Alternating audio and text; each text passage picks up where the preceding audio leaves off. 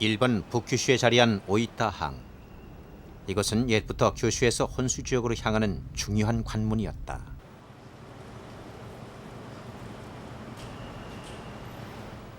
여기서 연락선을 타고 세톤네해를 지나면 혼슈의 중심지인 오사카와 나라현으로 나갈 수 있다. 이 항로는 고대 이래 1500년 가까이 이용되는데 규슈에서 혼슈의 중심으로 가는 최단거리 뱃길이었다.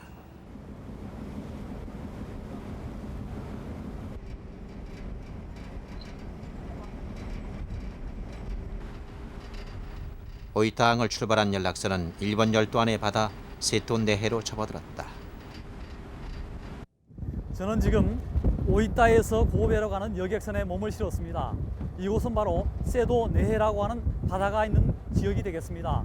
세도네해는 일본 열도 안에 자리 잡고 있는 바다가 되겠는데, 옛적에 백제인들이 북규슈 지역에 진출해서 이곳에서 다시금 세도네해를 이용해서 지금의 오사카 근방인 아스카와 나라 지역에 진출해서 화려하게 백제 문화를 꽃피웠습니다. 바로 그 통로를 이용해서 지금 저희가 가고 있습니다.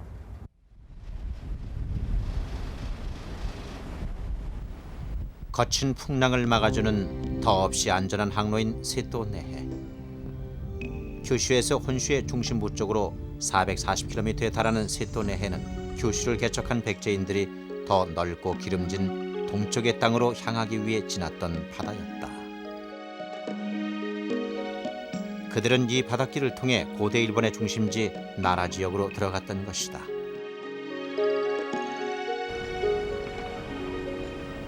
오이타항을 떠난 지 12시간 만에 도착한 고베항.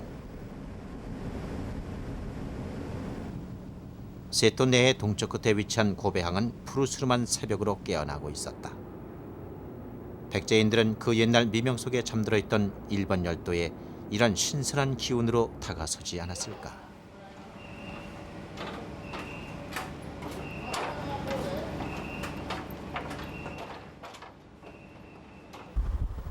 그렇게 백제인들이 고대 일본의 새벽을 열며 정착했던 나라 지역.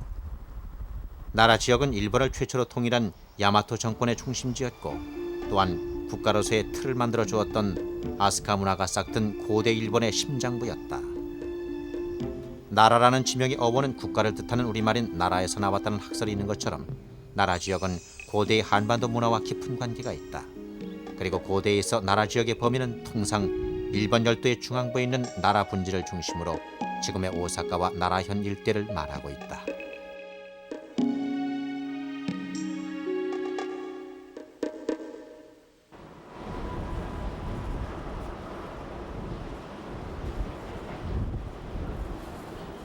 옛부터 물의 도시로 불릴 정도로 많은 무역선들이 드나들었던 오사카는 고대 나라 지역에 전파된 한반도 문물이 처음 들어오는 문화의 창구였다.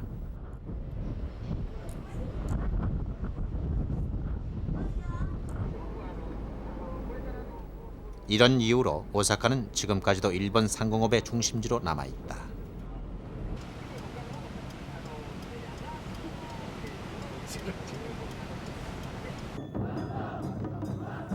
오사카에서는 일본이 한반도로부터 다양한 문화를 전해받은 역사를 되새기는 왓소 축제가 매년 열린다.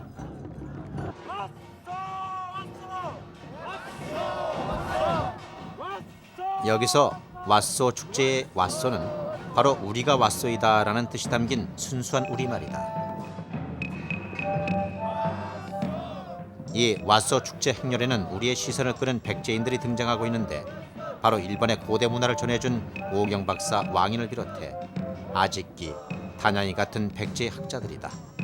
이렇듯 백제인들은 일본에서 추앙받고 있었다.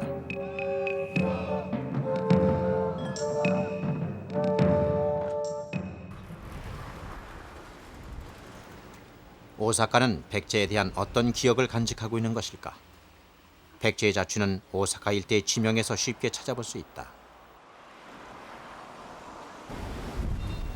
오사카 시내를 흐르는 작은 하천인 시라노천을 가로지르는 다리에는 백제교라는 이름이 또렷이 새겨져 있다. 언제부터인지 모르지만 계속 내려오는 이름이라 한다.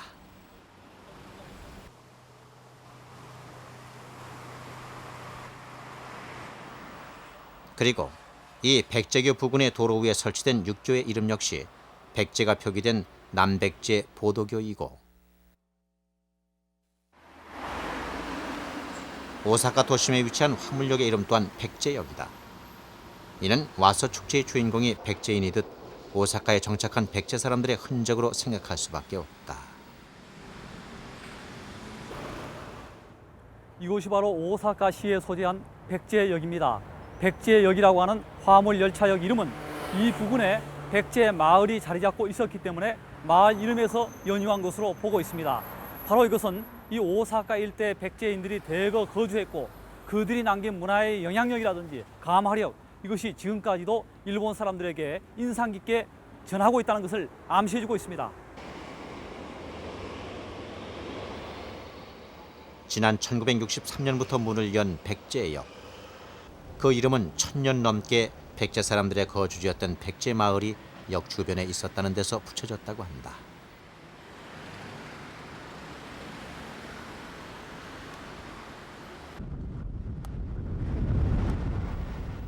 오사카 시내 한복판에는 일본에서 제일 오래된 국립사찰 사천왕사가 자리 잡고 있다. 6세기 말 전형적인 백제의 사찰 건축 양식으로 세워진 사천왕사의 창건 내막에는 당시 일본 조정을 장악했던 백제 출신 귀족과 다른 호족들이 벌였던 세력 다툼이 숨겨져 있다. 이곳은 오사카에 소재한 사천왕사입니다. 이 사찰은 일본 최초의 관립 사찰이 되겠는데 6세기 말경에 외조정 안에서는 불교 수용을 반대하는 세력과 불교 수용을 적극적으로 지지하는 세력으로 갈려져 가지고 커다란 그 내전이 발생했었습니다. 이때 친백제 계통의 호족인 소가시 세력은 쇼토쿠 태자와 같이 불교 수용에 적극 앞장을 섰고 결국 불교 수용을 반대하는 세력을 제거하고 이 사찰을 창건했던 것입니다. 그러다 보니까 자연히 이 사천왕사는 1탑, 1금당, 1강당이 남북 좌우선상에 배치되어 있는 그러한 백제 특유의 가람 배치 양식을 고스란히 간직하고 있습니다. 용명천왕의 아들이며 593년부터 태자의 신분으로 섭정을 펼쳤던 쇼토쿠 태자는 불교 증흥을 위해 백제 출신 귀족인 소가시 가문과 손을 잡았다. 그리고 불교를 배척했던 모노노베시 일가를 무너뜨리기 위해 승리를 기원하며 이 사천왕사를 세웠다. 때문에 이 절은 하나의 탑과 금당, 강당이 일직선으로 위치하는 1탑, 1금당, 1강당 가람배치로 지어졌는데 이것은 부여 정림사지에서도 볼 수 있듯이 전통적인 백제의 가람배치다. 이렇게 일본 최초의 국립사찰을 세운 것은 백제의 문화였다.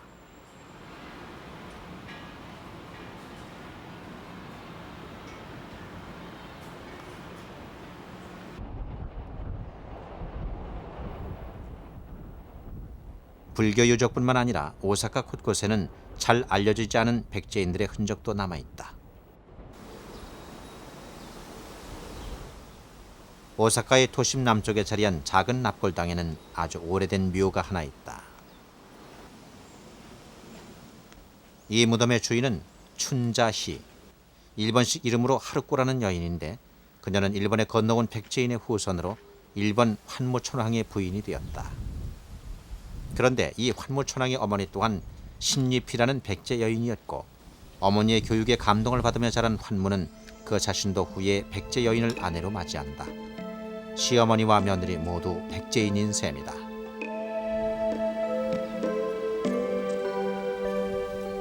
춘자이에 대한 자세한 기록은 남겨지지 않은 채 왕비의 위엄에 걸맞지 않는 초라한 무덤만 남아있다.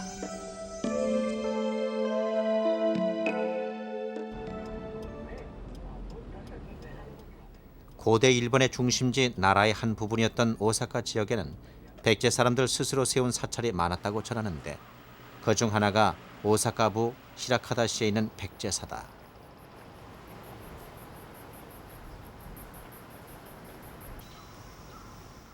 (8세기경) 지어진 것으로 보는 백제사는 지금은 금당과 서탑, 동탑 같은 대형 건물의 초석만 남아있지만 그 유구를 볼 때 사천왕사의 버금가는 큰 규모로 추정된다. 이 절은 일본 조정의 요구로 백제왕 경복이 창건했는데 경복은 백제 의자왕의 셋째 아들인 부여용의 증손자였다. 백제사는 오사카 지역의 많은 절들을 거느린 일종의 중심 사찰이었기 때문에 환모천왕을 비롯해 백제의 피가 흐르는 일본 왕족이 왕실의 안녕을 기원했던 절로 알려져 있다. 백제와 통일신라의 영향을 받아 2탑 1금당 가람배치를 보이는 이곳에서는 발굴결과 한반도와 관계 깊은 유물이 나왔다.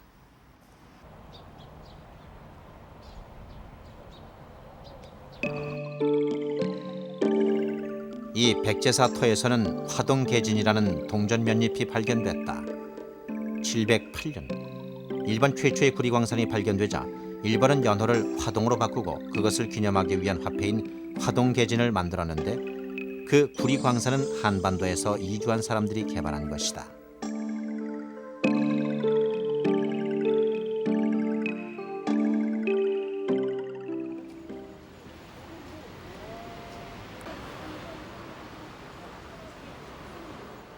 백제의 유적에는 항상 또 다른 백제가 있는 것일까?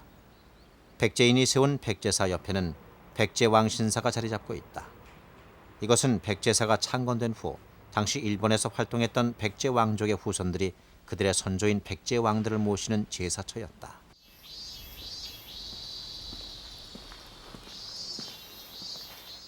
(1952년) 일본의 특별 사적지로 지정된 백제왕 신사. 이상하게도 이곳에선 일본 건국 설화에 등장하는 우두천왕이라는 일본 천왕가의 시조도 함께 제사 지내고 있다. 왜 백제왕들을 모시는 신사에 일본의 시조가 있는지 의구심을 떨칠 수 없다. 백제가 멸망하고 나서 백제 왕족들이 대거 이 오사카 지역으로 몰려와서 거주했던 것입니다. 바로 그들이 자기들의 그 조상인 백제 임금들을 제사 지내기 위해서 백제왕 신사라고 하는 신사를 창건했던 것입니다. 바로 그러한 그 신사 앞에 우리가 서 있는데 이 현판에 보면은 백제국왕 우두천왕이라고 하는 글자가 쓰여져 있습니다.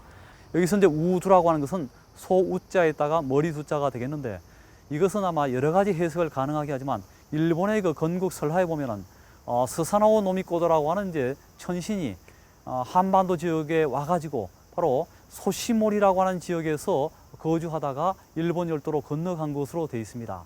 소시모리라고 하는 곳이 바로 우두가 아니겠는가, 쇠머리, 바로 우두가 아니겠는가, 이렇게 이제 해석을 하는 그 견해들이 있습니다. 그렇다고 할 때 백제국왕 우두천왕, 이것은 바로 백제왕을 가리키는 것이고 바로 외조정, 일본 조정의 어떤 뿌리가 되는 나라가 바로 백제라고 하는 그런 그 의지랄까, 의식이 그 담겨 있는 문자로 한번 생각을 해봅니다. 일본 천황가를 두고 그 계보가 백제 쪽이라는 이야기가 꼬리표처럼 따라다닌다. 그런데 5세기 이후 용명과 환무 등 많은 천황들의 어머니가 백제인이고 보면 그 이야기는 더 이상 억측이 아닌 것 같다. 우두천왕설화는 바로 이것을 상징적으로 말해주는 것은 아닐런지.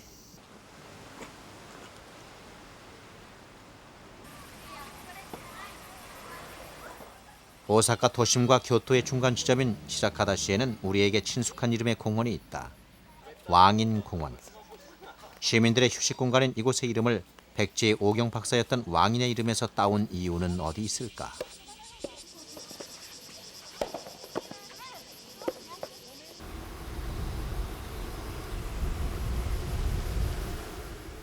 그것은 왕인공원 인근에 백제 왕인 박사의 무덤으로 전해 내려오는 묘지가 있기 때문이다.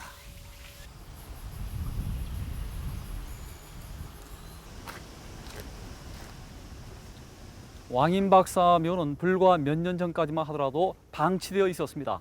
그러나 지금은 잘 정비돼 가지고 일본 사람들의 어떤 휴식의 공간이기보다는 어떤 그 교육의 어떤 도량으로서 활용되고 있습니다. 왕인 박사는 백제 근초고왕 때의 인물로서 일본에 건너가서 노노와 천자문을 전해줬고 그리고 외왕의 왕세자를 직접 가르치기까지 했습니다. 바로 이 왕인 박사는 일본 고대 문화를 전수해준 또 일본 고대 문화의 어떤 희조로서 추앙을 받고 있습니다. 이것은 옛부터 일본어로 왕인을 뜻하는 와니마을로 불려왔다. 1938년에 사적으로 지정됐고 1984년부터는 매년 왕인 박사 축제가 열리고 있다. 이처럼 일본에서는 왕인 박사를 고대 일본 문화의 시조로 여기고 있다.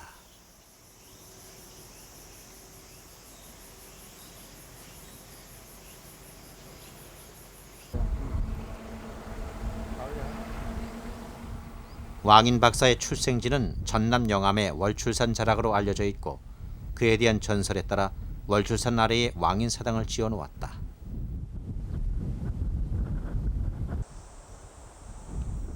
왕인 박사는 근초고왕대에서 아신왕대 사유인 4세기 후반 무렵의 학자로 일본 응친천왕의 초대를 받아 일본으로 건너간 인물로 되어 있다. 전남 영암에서는 사당에 왕인 영종을 모셔놓고 그의 업적을 기리고 있지만 그에 대한 기록은 우리의 역사서에선 한 줄도 찾아볼 수 없고 일본 서기에만 보이고 있다.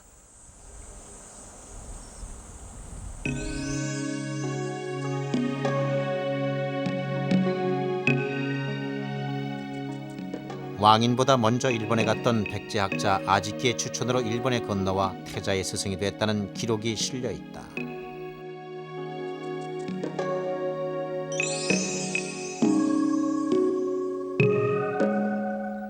이미 8살에 유학경전에 통달했고 18에 이르러서는 백제의 최고학자인 오경 박사에 등용됐다는 왕인. 그는 응신천왕의 초청으로 논어 10권과 천자문 1권을 가지고 일본에 가서 태자 오치노와의 스승이 됐고 신하들에게는 경서를 가르쳤다 한다.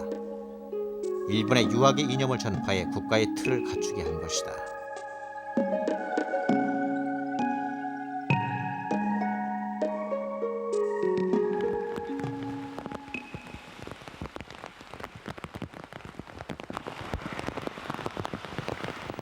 나라현 텐니시에는 왕인 박사의 신의를 모신 와니시모 신사가 남아있을 정도로 일본의 왕인이 남긴 자취는 깊었다.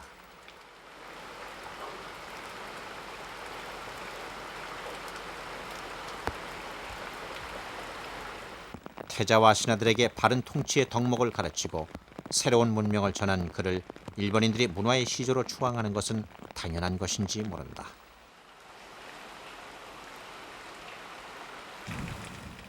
백제의 왕인 박사, 그의 가르침은 척박한 땅에 내린 단비가 아니었을까.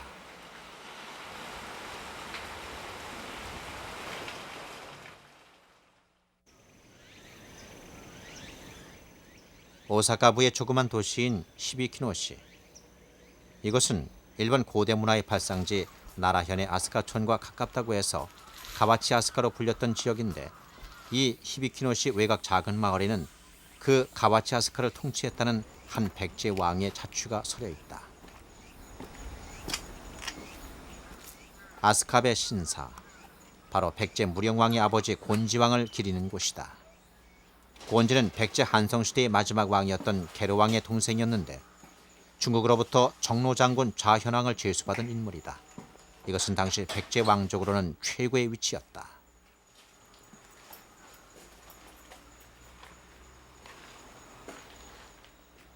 그는 실제 왕위에 오르지는 못했지만 461년 계로왕의 지시로 일본에 건너와 15년 동안 두 나라의 외교를 맡아보았다. 그리고 일본에서도 왕시호를 제수받고 가와치 아스카 지역을 통치했는데 이 신사 안내문에도 그를 백제 왕으로 밝히고 있다.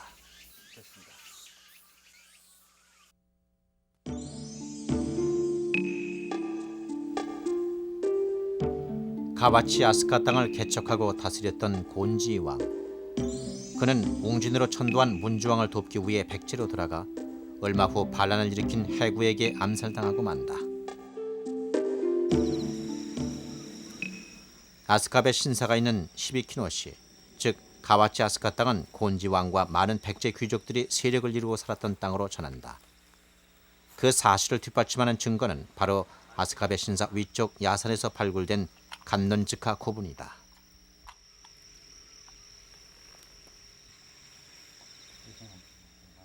남북 일직선상으로 석실이 만들어진 이 고분은 다름 아닌 전형적인 백제의 고분이기 때문이다.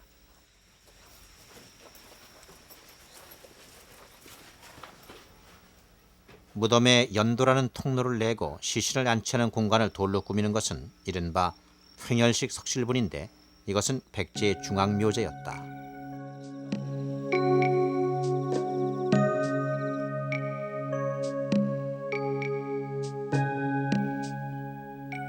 당시 일본에 간논츠카처럼 거대한 석실분을 만들고 거기에 묻힐 수 있는 사람은 누구일까? 가바치 아스카 땅에 모여 살았다는 백제 출신의 귀족들이 아니면 쉽지 않았을 것이다.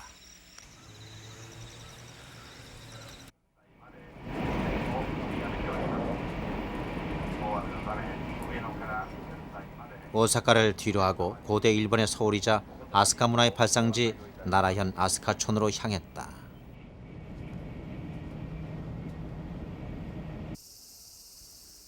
아스카는 규슈를 떠난 백제 사람들이 오사카를 거쳐 대거 정착했던 곳이다.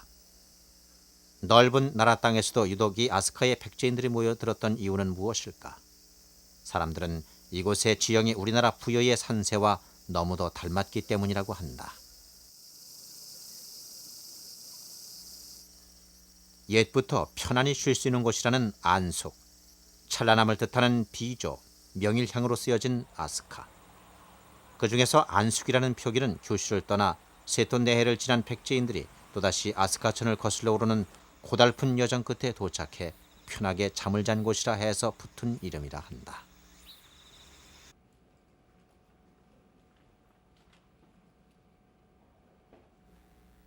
더없이 편안한 고향의 땅이었을 이 아스카에서 그들은 일본이 눈뜨지 못한 새로운 문화를 심어주었고 이후 일본 열도로 더 멀리 더 넓게 퍼져나갔다. 그것이 바로 아스카 문화의 시작이었다.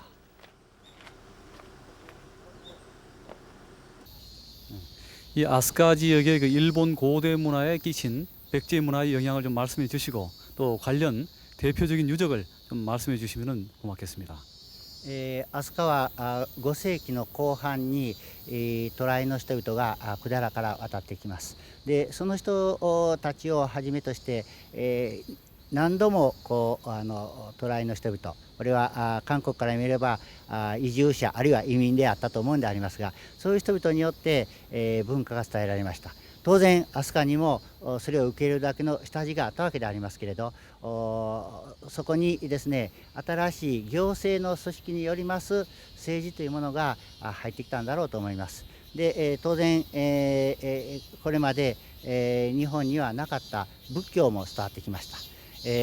そういった新しい文化の窓口が全て飛鳥であったと私は思っています。飛鳥の方でちょっと発掘いたしますと瓦が出てきます。その瓦のほとんどがいわゆる百済スタイルのもので、あります。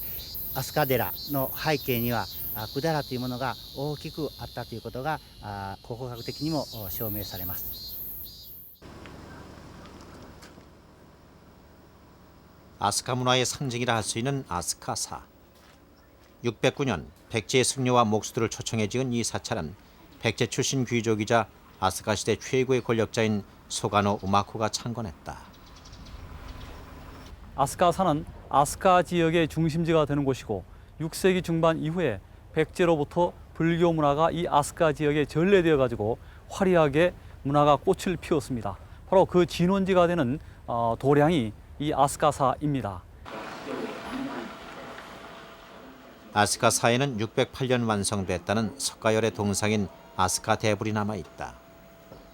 이 아스카 대불을 만든 사람 역시 백제인 도리. 사람들은 그를 불상을 잘 만든다고 하여 도리불사라 불렀다.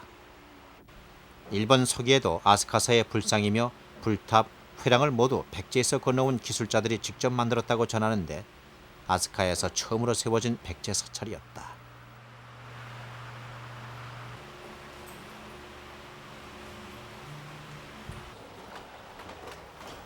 쇼토쿠 태자와 손잡은 소가노 우마코는 불교를 배척했던 귀족들을 제거한 뒤 본격적으로 백제에서 불교를 받아들이고 전파했다. 그런 그의 염원이 이곳에 아스카사를 세웠고 불교라는 새로운 문화가 아스카에 울려 퍼지게 된다.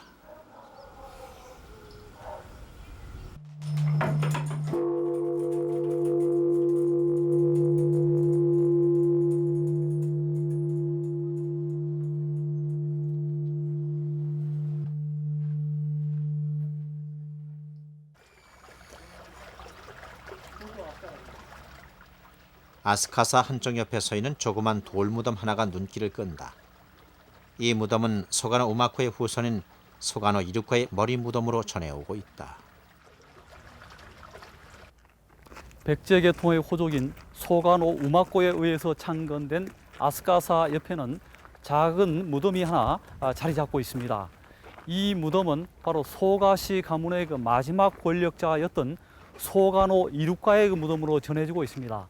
소가시 세력은 백제계통의 호족이었고 그리고 천황과의 외척으로서 권세를 오랫동안 누렸던 그러한 세력 가문이었습니다. 바로 다이카 개신에 의해서 소간호 이륙가가 참살당하게 되고 아울러서 소가시 가문이 몰락하게 됐습니다. 그러한 소가시 가문의 마지막 권세가였던 이 소간호 이륙가의 그 머리를 안치해 둔 무덤이 바로 이 돌육으로 이야기되고 있습니다. 바로 소간호 우마코가 아스카사를 창건했고 그 곁에 바로 소가시 가문의 마지막 권력자의 무덤이 있다는 것, 상당히 아이러니컬하기도 하고 또 묘한 그 느낌을 자아내고 있습니다.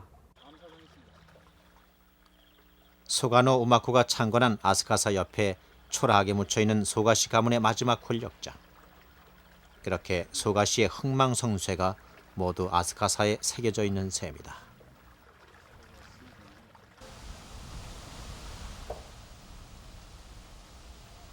아스카촌에서 발굴된 문화재를 한눈에 볼 수 있는 아스카 자료관.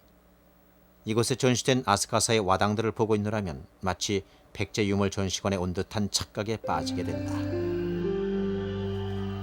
아스카사는 발굴 결과 백제와 고구려의 가람 배치가 혼합된 모습이었고 건물의 기초 부분을 견고하게 하기 위해 흙을 다져서 쌓아 올리는 소위 백제 판축 기법의 흔적이 곳곳에서 발견됐다.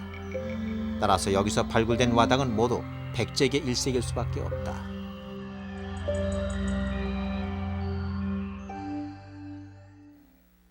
아스카사에서 출토된 와당과 백제 고유의 연꽃무늬 와당을 비교해보면 차이점을 찾아내기 어려울 정도로 같은 모양이다.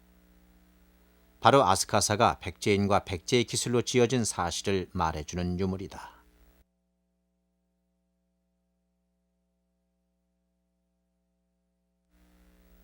왕궁이나 사찰같이 중요한 곳에서나 쓰였던 와당은 국가가 관리하는 시설에서나 구운 것으로 알려져 있다. 백제인들은 이런 기와를 어디서 만들었을까?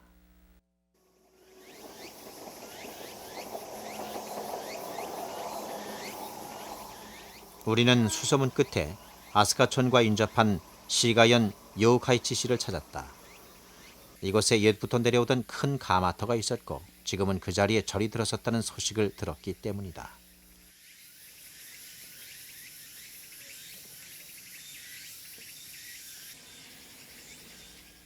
도시 외곽 야트막한 니스구리산 중턱에서 아담한절 와욱사가 눈에 들어온다.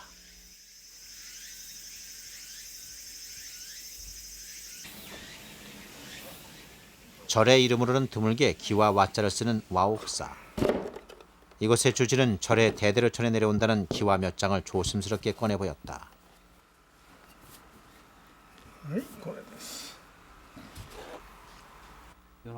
거기에는 백제 계통의 연꽃무늬 와당도 있었다.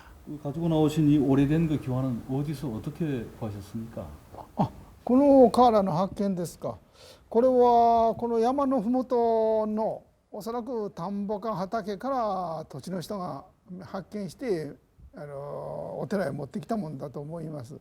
千数百年、1200、300年前の登り窯、瓦を焼いた登り窯がこの山のふもとで発見されてますので、韓半島からの渡来人たちのご先祖を祀るお寺だったと思うし、最初は瓦焼寺というような名前であったと思うんですが、その後時代がそれが1300年前だから、その時代が下って瓦屋寺になり、それから天台宗とか禅宗になってお寺がだんだん山の上へ上がって今ここへ来て。 이제는 부서져 반절뿐인 이 연꽃무늬 와당에서 1300년 전 어느 백제인의 손길을 느끼고 싶은 것은 지나친 감회일까? 누가 언제 썼는지 모르지만 성덕, 즉 쇼토쿠 태자가 만들었다는 명문이 보인다.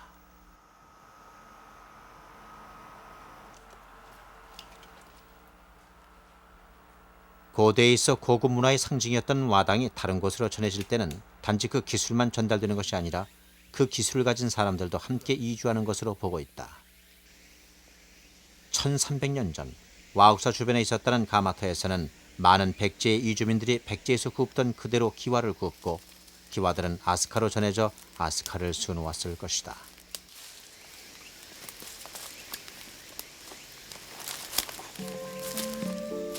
그 가마터의 흔적은 이 산 어디에서도 찾을 수 없었다. 다만 이곳에서 선조들을 위해 절을 짓고 기와를 구웠을 그들의 채취만 묻어날 뿐이었다.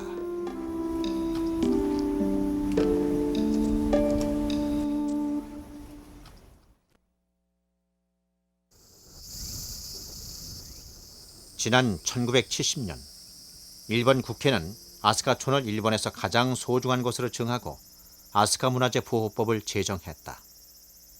이처럼 아스카는 일본 문화재의 보고라 해도 과언이 아니다.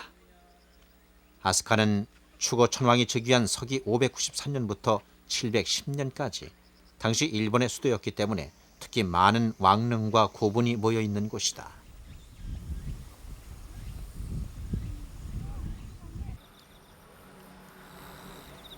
아스카의 고분들 가운데 세인의 관심을 끄는 특이한 묘가 하나 있다. 이시부다이라는 이름을 지닌 이 고분은 언뜻 거대한 돌무더기 같지만 사실 관을 안치했던 석실이 밖으로 나온 것이다. 현재까지 일본에서 발견된 고분의 석실로는 가장 큰 규모인 이시부다이는 바로 아스카사를 창건한 백제 출신의 권력자 소가노 우마코의 무덤으로 알려졌다. 제가 지금 손으로 만지고 있는 유적은 성무대라고 표기하고 있는데 이시부다의 고분입니다. 이 고분은 규모가 상당히 크다고 이제 여러분들이 느낄 수가 있겠습니다. 그런데 이 고분은 누구의 고분이냐면은 당시 외 조정에서 권력을 쥐고 있었던 소가노 우마코의 무덤으로 전해지고 있습니다. 소가노 우마코는 626년에 세상을 떴는데 바로 그의 그 무덤이 되겠습니다. 바로 이걸 통해서 우리가 알 수 있는 것은 당시 외 조정 안에서 소가시 세력이 얼마나 그 강대했었는가 하는 것을 여실히 그 짐작할 수가 있습니다. 여기 보면 위에 천정석이 두 기가 있는데 이 편에 있는 천정석의 그 무게가 무려 77톤에 이르고 있습니다. 아주 거대한 고분이 되겠습니다. 이걸 통해서 외 조정 안에 있었던 백제계 호족 세력의 권세, 영화 이런 것을 우리가 짐작해 볼 수 있습니다. 언제부터인지 이 고분의 봉부는 없어졌지만 석실의 크기로 보아 무덤의 길이는 50m로 추정돼 왕릉의 규모와 다를 바 없다.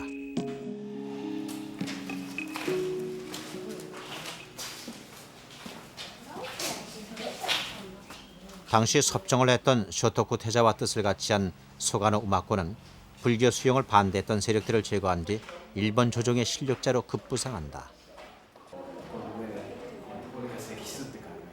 더욱이 쇼토쿠 태자가 죽은 후로 소가노 우마코의 위세는 천황 그 자체였다. 592년 그는 자신을 견제했던 숭준 천황을 암살하고 추고 천황을 즉위시킬 정도였다. 그는 백제 8대 귀족 성씨 중 하나인 목시 가문의 후손인데 그가 백제 출신임을 밝혀주는 기록이 있다.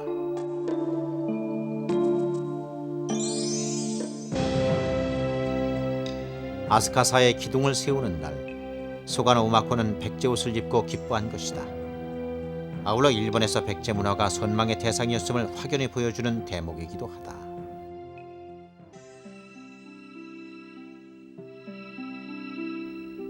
많은 학자들은 아스카 문화를 주도했던 소가시 가문의 시작을 목리의 만치라는 백제의 귀족으로 보고 있다. 백제가 웅진으로 도읍을 정하는 데 큰 공을 세웠다는 목리의 만치가 내분을 피해 일본으로 건너왔고 그의 후손들의 성씨를 소가시로 바꾸었다고 한다.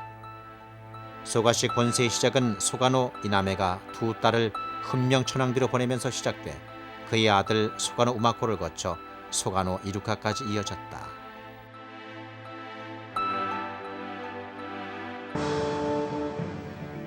그러나 천황가의 외척으로 막강한 힘을 가졌던 소가시 가문은 다이카 개신 때 소가노 이루카의 죽음으로 역사에서 사라지고 만다.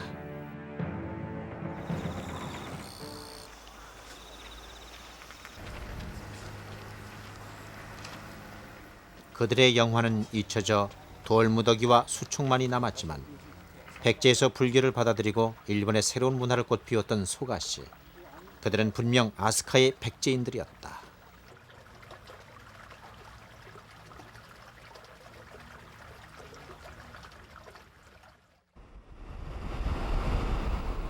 아스카를 둘러보다 보면 곳곳에서 그 용도를 알기 힘든 기묘한 모양의 석조물을 쉽게 찾아볼 수 있다.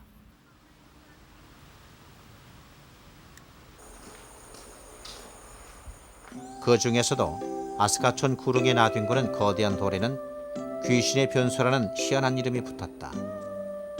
전설에 따르면 옛부터 이 귀신의 변소가 있는 곳에는 귀신이 나타나 지나가는 사람을 잡아먹고 용변을 보았다고 해서 그렇게 불렸다고 한다.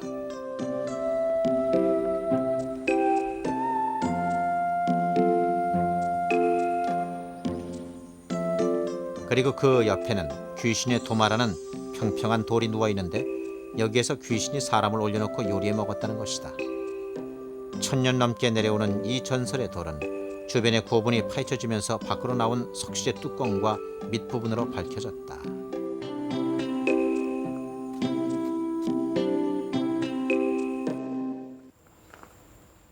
또 하나는 사카후네이시라는 돌인데 술을 실은 배라는 뜻을 가지고 있다.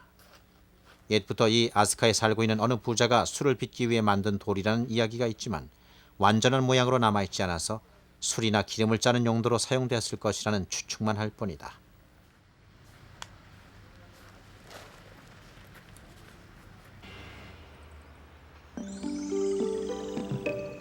아스카촌 동쪽의 논 한복판에서는 가메이시라는 거북이 돌이 눈에 띈다. 우리나라도 마찬가지지만 거북이는 고대 이래로 장수와 풍요, 다산을 상징하는 영물로 여겨왔으니 아마도 그 마을의 안녕을 바라는 마음으로 깎아놓은 돌은 아닐까.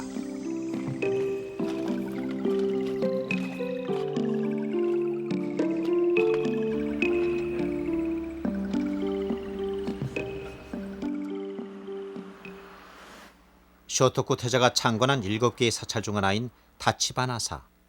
이곳에서도 기이한 모양의 석조물을 볼 수 있다. 한 몸체에 다른 두 얼굴을 함께 조각한 이면석. 마치 인간이 가진 선악의 양면을 돌에 새긴 듯하다.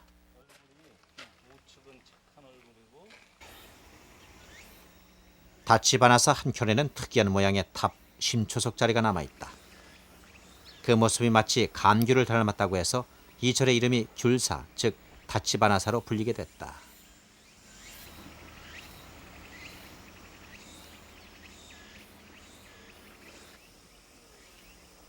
그런데 이 아스카의 석조물들이 백제와 어떤 연관이 있음을 알려주는 유물이 있다. 흠명천왕의 손녀인 길비희왕의 무덤 앞에는 사로이시, 즉 원숭이돌 4개가 서 있는데 이 사로이시는 원래 흠명천왕묘 주변에서 발견됐다가 300년 전 이곳으로 옮겨졌다고 한다.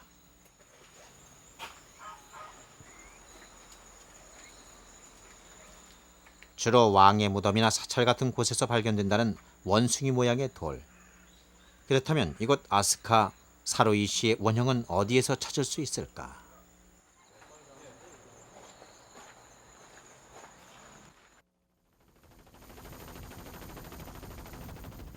백제 무왕이 창건한 동양 최대의 사찰 미륵사.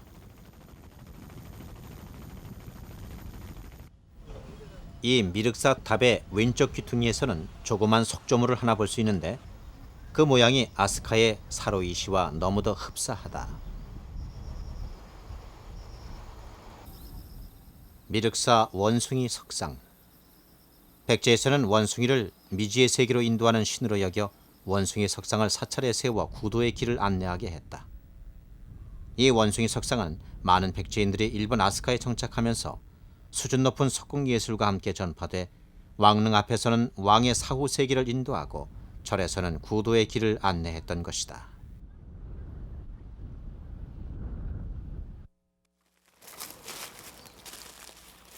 아스카 시대의 상징인 아스카사를 백제인들이 지은 것처럼 이런 수수께끼의 석조물들은 대부분 백제인들이 아스카에 대거 정착한 7세기 이후 만들어졌다.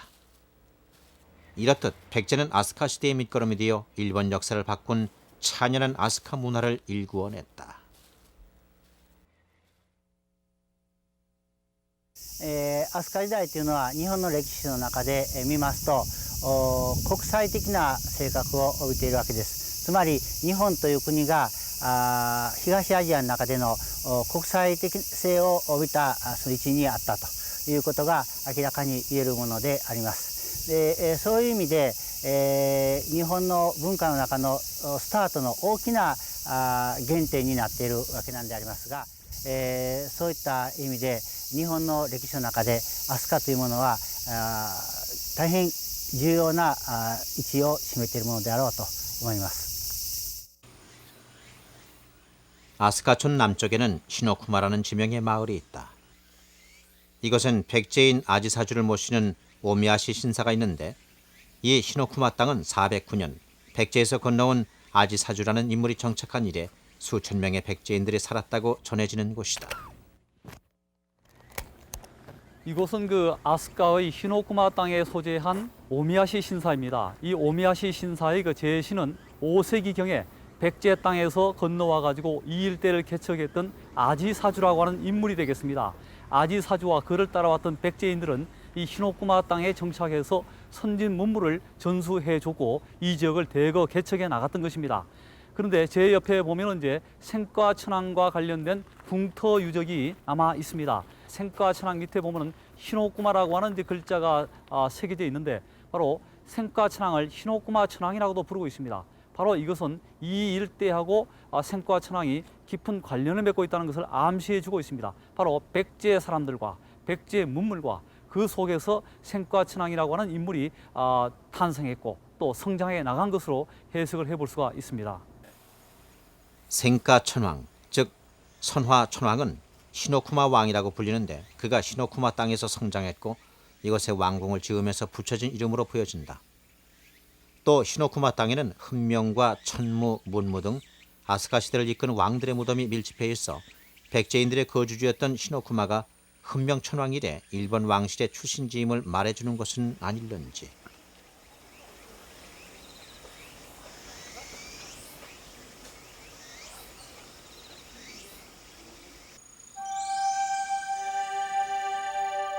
시노쿠마는 물론 아스카촌 곳곳에서 볼 수 있는 무궁화. 한반도인들이 일본에 들어오기 전까지는 일본 열도 어디에도 자생하지 않던 꽃이었다.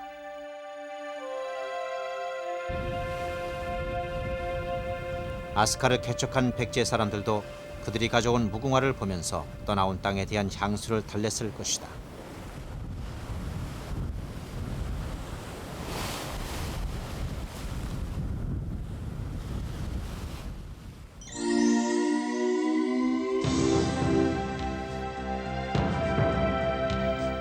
새로운 동쪽의 땅 나라 아스카. 백제인들은 그곳에서 잠자던 일본을 깨우고 그들이 가져온 문화를 심어주었다. 그리고 아스카는 말한다. 그들의 가슴속에 그렸던 왕국 백제는 그렇게 아스카의 빛으로 다시 태어났다고. 그것이 바로 아스카 문화였다고.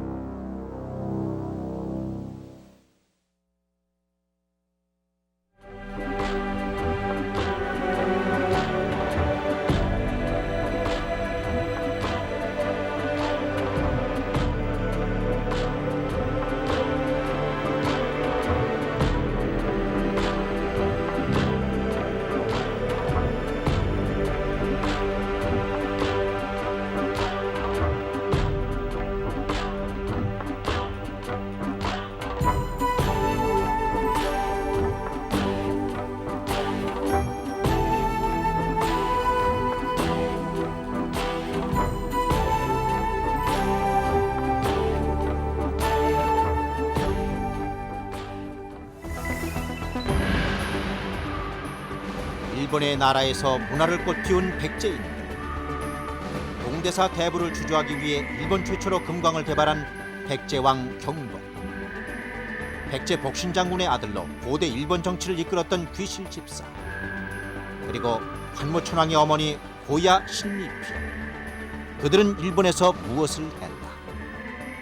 특별기획 대전 MBC 다큐멘터리 잃어버린 백제를 찾아서 제6부 일본 속의 백제인. 나라에서 아오모리까지 이어지는 백제인들의 자취를 더듬어 봅니다.